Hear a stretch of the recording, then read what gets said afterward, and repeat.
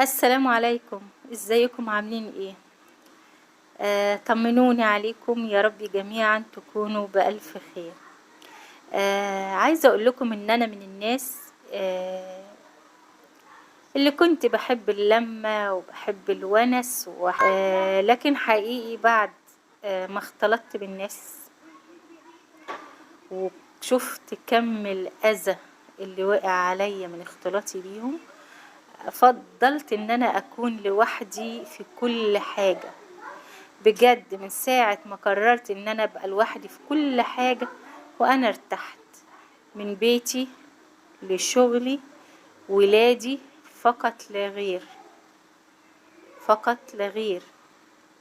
بدأت اهمش علاقتي بالناس، بدأت ان علاقتي بالناس تبقى سطحية، وده ريحني كتير جدا في حياتي. مش كل الناس هتلاقيهم صافيين من ناحيتك. اي حد تعبان في حياته في حاجة معينة وهيبص ويشوف انك انت مرتاح في الحاجة دي، صدقني هيكرهك، هيكرهك من غير ما تأذيه، من غير ما تعمل له اي حاجة.